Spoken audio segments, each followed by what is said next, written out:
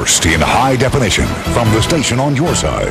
This is WAVY News 10. Their permit to occupy Norfolk ended. Norfolk police arrested several protesters this morning. They apparently refused to leave or return when they were told to move. 10 on your side has live team coverage from Ava Hurdle and Ann McNamara. Let's start with Ava live in the downtown financial district. Ava. Norfolk police arrested 6 people, Nicole and Tom, and charged them with obstruction of justice. No! We shall live in peace. Dozens of Norfolk police officers, some in riot gear, came out to close the park to camping at 9 a.m. Disassemble my tent and roll it up. Those who didn't leave or tried to return got arrested. And driven to a parking lot 2 blocks from here and given a summons for obstructing justice. My First Amendment rights are being stomped on. Norfolk police spokesman Chris Amos says a total of 6 protesters were charged. 6 folks were arrested for obstruction of justice.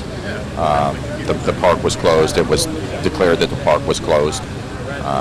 6 people tried to re-enter the park after that was done. So they were issued summonses and they were released and came back and rejoined the group. But organizers thought they had several more days to camp out. We would be here until the grand illumination. We would clear out for the grand illumination and they would consider reinstating our permit.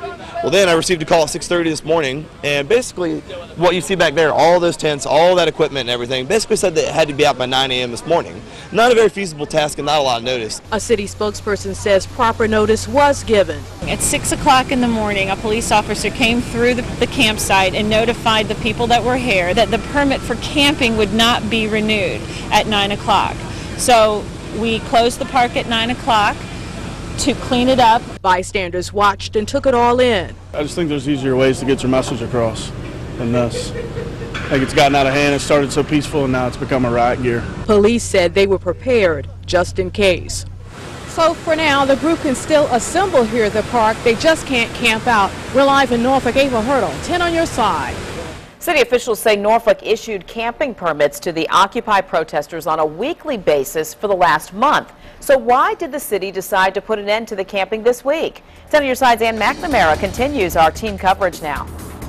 Nicole, we are live tonight at Harbor Park. This is the new permit location. That permit, though, like you said, not for camping. It's for assembly and for parade. Those, of course, First Amendment rights. Now, why did the city decide after a month to stop renewing those camping permits as it did on a weekly basis? Well, the first reason, cleanliness. The second reason, the city says enough is enough. You have a right! You have a right to be here! In downtown Norfolk, the self-declared 99% represented by 6, arrested by police in riot gear. Given what's happened across the country, we had to be prepared. Because corporate money influences politics. They don't care about us, y'all. Y'all don't care about us. The city permit for camping expired exactly 1 month to the day Occupy protesters set up shop in Norfolk. Back off. Back off. No. The city cleared the tent city away. This is our personal property.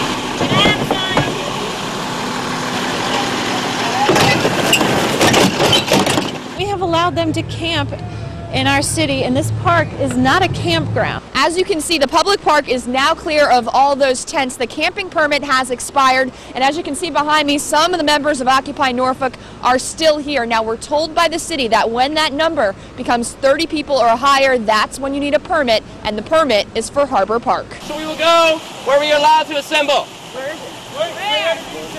Apparently, it's Harbor Park, Lot G. City officials say the move was not a surprise. Police came to the camp at 6 to remind protesters the permit expired at 9. We were given 3 hours notice, which is logistically impossible for us to clear this in 3 hours. Protesters grabbed what they could, right down to the rocks that once made a peace sign. It'll be up to the group to decide if we set up a tent city without a permit or not. We will see if they make good on that promise, that thought, although I will tell you, I've been here at Harbor Park since 1 o'clock this afternoon. I have not seen one protester. Now, some other options, a lot of people asking, does the city's decision have anything to do with Virginia Beach? Of course, tonight in Virginia Beach, those citizens appealing when they were told no, that they can't camp there either. So could that be another option? We're going to talk about that coming up at 6 o'clock. For now, live in Harbor Park, I'm Ann McNamara, 10 on your side. Police spokesperson Chris Amos tells 10 on your side about 3 dozen crowd management officers responded. He can't remember using them recently, but wanted to be prepared given the other Occupy protests across the country. Smithfield Foods is cutting 425 local jobs. The Portsmouth plant will close in 2013. Production, well, that will go to Kinston, North Carolina. Some employees will have the opportunity to transfer there or to Smithfield, Virginia. The Portsmouth facility provides or produces hot dogs and lunch meat. Both hourly and salaried workers are losing their jobs because of this, and you're going to hear workers' reaction to today's announcement tonight on WAVY News 10 at 5:30. A Norfolk man scheduled to die tonight for a quadruple homicide was granted a 90-day stay of execution. Anthony Juniper was convicted in the 2004 deaths of his ex-girlfriend Keisha Stevens, her daughters, 2-year-old Shariah and 4-year-old Nakaya, and Stevens' brother, Reuben Harrison. Their bodies were found in an Ocean View apartment on Kingston Avenue. Juniper requested a new hearing. November in Virginia. Colder weather is moving in. Super Doppler 10 radar also shows some rain on the way, and that's why we're going to talk to Chief Meteorologist Don Slater to look at our forecast. What's happening, Don? Well, everything's arriving right about on schedule. We've seen a little bit of cool air arrive already. We're going to see a lot more, though, coming up. Let's have a look at the rainfall. There's not all that much rain going on into the area, and what rain there is on off to the west, mainly. And again, you can see it right along I-95 or just east of I-95 into Southampton County. It's very, very light rain, just some very, very light sprinkles moving on in. The biggest thing is, though, that the air is starting to really cool on down. Saw a little sunshine during the early to mid-afternoon. That popped our temperature up very, very nicely. It popped it on up to about 64, 65 degrees in the early afternoon, but as of the latest, we're at 59 degrees, and we're on our way down. Now, by the midnight hour, it's likely to only be around 50 to 53 degrees into the area at that time, and by tomorrow morning at 7 o'clock, low 40s, 40 to 45, basically. Some upper 30s are even possible, and during the day tomorrow, it'll likely be around 52, 53 degrees during the middle of the afternoon. We'll complete that forecast, but have some hope, too, for a little bit better weekend. We'll have that for you in a few minutes. We're on your side with a 10 time saver traffic alert. VDOT is closing Interstate 64 eastbound at Bowers Hill later tonight to remove a tractor trailer that crashed in the woods. The accident happened early this morning. That area of the interstate headed towards Suffolk was shut down for several hours. Crews tried, but they couldn't move the tractor trailer you see there, and the interstate reopened before the morning rush. They will try again at around 11:30 tonight. The road will be closed for about 3 hours. Traffic will be detoured onto Military Highway. The Navy says it'll close the runway at Fentress Field in Chesapeake a month earlier than originally planned. That runway will close to carrier landing practice for about 9 months beginning on December 5th. It was originally set to close in January. See, the Navy needs to repair pavement and lighting at Fentress. Jets that use Fentress will practice landings more frequently at Naval Air Station Oceana during that closure. The blimp is back. See how the Navy is using this huge aircraft to help protect our country. New at 5:30. And the future of flights here in Hampton Roads, what you can expect at the airport in our economy. A new era at Penn State after a new day after students spilled into the streets to protest the firing of Joe Paterno. You're watching WAVY News 10 at 5 with Tom Shad, Nicole Ribas, and Super Doppler 10 Chief Meteorologist Don Slater.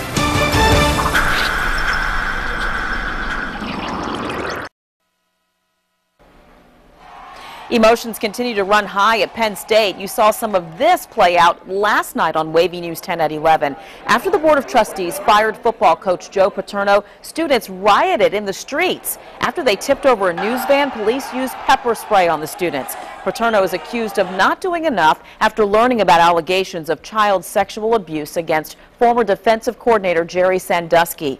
10 on your side's Jay Gray is in State College with the latest.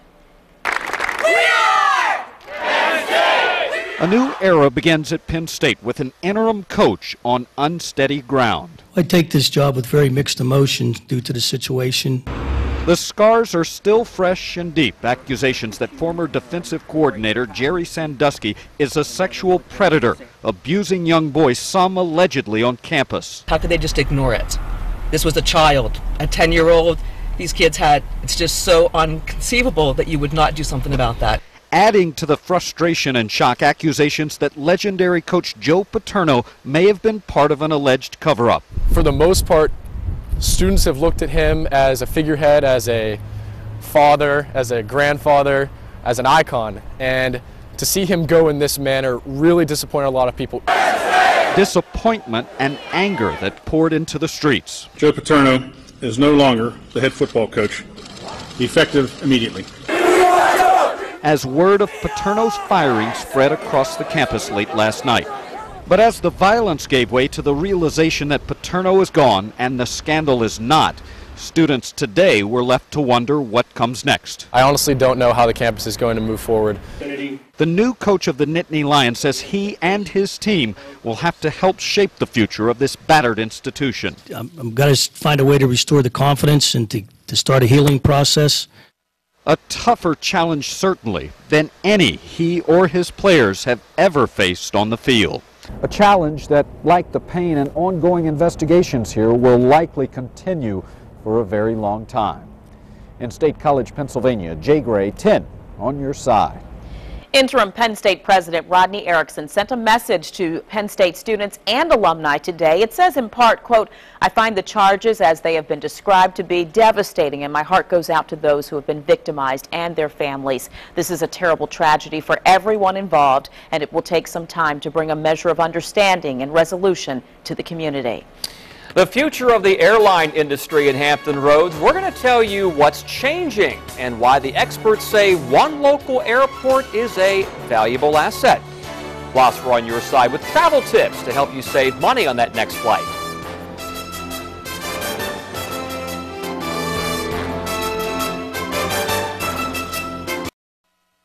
The airline industry really hasn't been flying high recently, but locally, Norfolk International is one of the bright spots for airports across the country. However, 10 on your side's Art Kahn is here to explain this is not all good news for customers, right? That's right, Tom. If you haven't already noticed it, you will. There are fewer seats available to airline passengers now than before. But believe it or not, filling flights isn't really how you measure an airport's success or value to a region like Hampton Roads.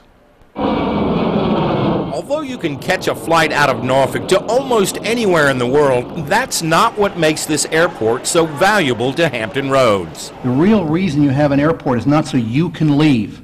It's to get Mr. Jong and the businessman from Munich into this town. An expert in futurist aviation issues, Michael Boyd says air service is about attracting business and industry to a region. Norfolk has it in spades. Not in terms of projected growth for the airport, but when it comes to global access, you've got a lot of really, really good air service out there that can get from the rest of the world. There are no weak airlines here. But while the economic forecast for Norfolk's airport looks pretty good, for passengers, the future may not be as bright. Future flyers may find it's easier to get their baggage on a plane than it is to find a seat. Charged me for my baggage fee and then said there was no seats available. Go back in line. Fewer departures scheduled and about 2% less seats in the sky this year compared to last year. The Thanksgiving week this year will have about 4.5% fewer seats than it did last year. It'll be gate 28. Yes. Okay, so you got to put a little pep in your step now. Fewer flights means passengers better be on time. And going through the airport is like going through a minimum security prison. You better not make a mistake or you will be punished. And that is still going to be there. No airline, oh no, we care about our customers. You care about your customer's wallet. Well, it is all about business. And speaking of business, how will business be at Newport News Williamsburg Airport without AirTran? Michael Boyd says the airport on the peninsula is not going anywhere. They will pick up other business, but Norfolk is going to dominate the market in this region. And by the way, if you haven't got your ticket for Thanksgiving, you better get it because airfares are going up too. Art Kahn, 10 on your side. It's not too late to find a deal on your holiday flight. Start off by checking out lesser-known airlines such as Allegiant. There are also last-minute deals like 24-hour sales you'll only find on an airline's website. Sign up for email sales or airfare watch alerts. You'll be notified if an airfare drops to a certain price. And try to fly off-peak. For example, for Thanksgiving, I just did a search for DC to Boston. If you fly Wednesday through Sunday, it's $377. Fly Thursday through Monday, it's $160. Most airports will be busy Thanksgiving, but the travel website Orbitz released a list of those that should be the busiest. Los Angeles's LAX, Chicago's O'Hare, and Orlando International. You can minimize the stress of a crowded terminal by checking in online. Now, in high definition, your Super for 10 forecast with Chief Meteorologist Don Slater. Well, we're already starting to see the change take place into the area. We've seen the cloud cover move back on in. Could see a couple of sprinkles during the evening, but the big story is the fact that we're going to see temperatures really drop on down. There is some rain out there, not that awfully much, and you can see it into Southampton County, and we may get some of this lifting on through, but these are basically just a quick wind-driven spritz or two of sprinkle, really, as they move on through. The bulk of this is falling on apart, so I don't expect much big as far as rainfall into the area during the evening hours. And really the cool air has started to hit already. And that cooler air, the cold front with this and the upper level low associated with this, it's an upper level trough really dropping on down like that, is kicking Sean on out to sea. It's not looking real healthy. It's still got 65-mile-an-hour winds moving to the northeast now at 11 miles an hour. There's a latitude and longitude, but this thing is going to fall apart as it moves northeastward on into the Atlantic. And it's likely really to lose its tropical characteristics, gain some colder air into it, some drier air, so it'll tend to fall apart once it moves north of Bermuda. It's not looking real healthy right now at all either. Here's what's going on for us. Temperatures are dropping already, and they're going to continue to drop during the overnight hours and into the day tomorrow. Saw a brief burst of sunshine that popped our temperature up and to around 65, 66, so warmed up a couple of degrees more than expected with that little bit longer sunshine. But obviously temperatures are cooling on down now, and we're seeing lots of sunshine for tomorrow, but the damage is done. It's going to be a cool day. 10 to 15 mile-an-hour winds at the noon hour, but during the middle of the afternoon, between around 2 o'clock and around 5 o'clock, we'll see winds gusting around 15, 20 miles an hour, and then drop off once the sun sets below the horizon. Temperatures really drop off into the 30s tomorrow night into Saturday morning, but we've got a southwesterly breeze at 10 to 15 miles an hour, and that's going to transport some warmer air into our area during the day coming up on Saturday. We'll see a nice recovery for Saturday. Tomorrow, though, not so. It'll only warm to around 54 degrees into the area, 54, 55, and that's about it. We move on into Saturday, and I'm going a degree warmer than this. I'm going 64 for a high with lots of sunshine, really, both days coming up. We saw lots of sunshine when I started this time lapse a couple of hours ago, but then the clouds moved on in, and we could still see a sprinkle or two. It's mostly cloudy right now. Temperatures have dropped on off pretty considerably from our highs into the mid-60s. It's mostly in the upper 50s to around the 60-degree mark right now. Didn't drop all that much last night, 56 in Norfolk, low upper 40s, low 50s farther inland. So again, temperatures are on their way down, and you can see how cool it is already, even into the Richmond area, 49 degrees. So that cooler air is knocking on the door, and it's going to come through. Overnight, we'll drop on down to the low 40s, quite likely for the overnight hours. And during the day tomorrow, around 54, rather breezy during the middle part of the day, middle part of the afternoon for tomorrow. 64 degrees on Saturday, Veterans Day tomorrow, 54, a little cool outside. 64 Saturday, Sunday, 68, and then very pleasant weather for the first half of next week. Well, 10 is on your side with a warning about scams targeting the military and veterans in time for Veterans Day. You're going to hear what to watch out for.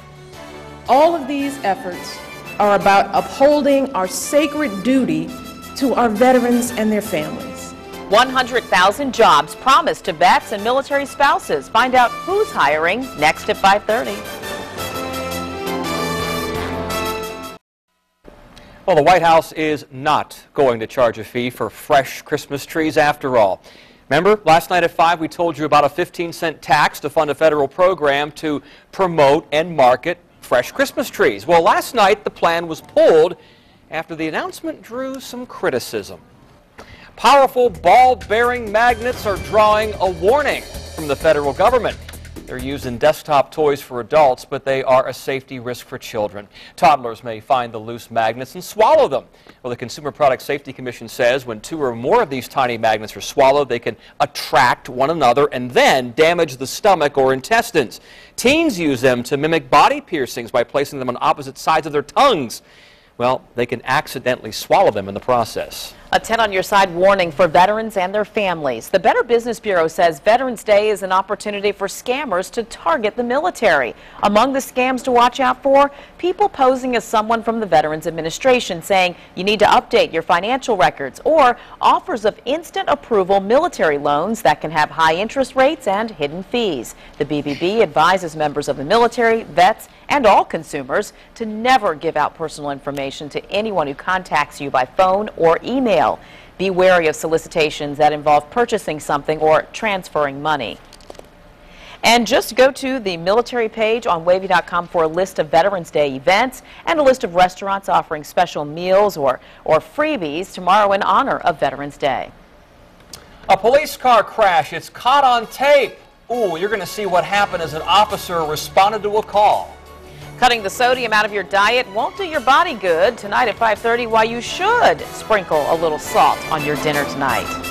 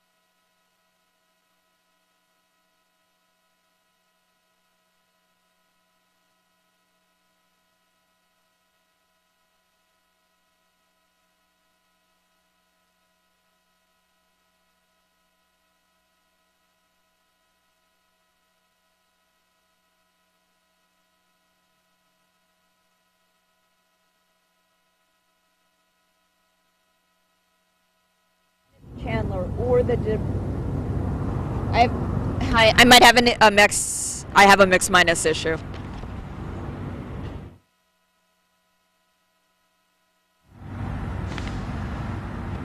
Testing 1 2 3. That's better. Or the economic development director.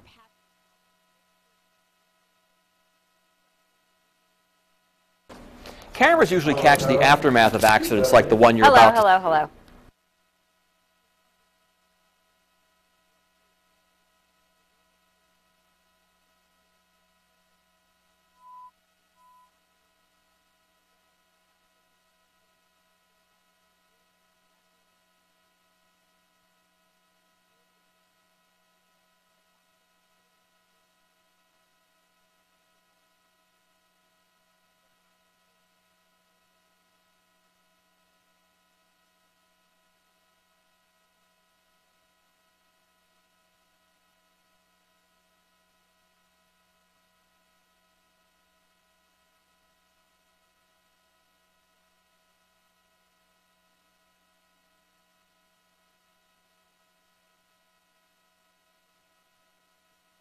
Timing is everything. Cameras usually capture the aftermath of accidents like the one you're about to see.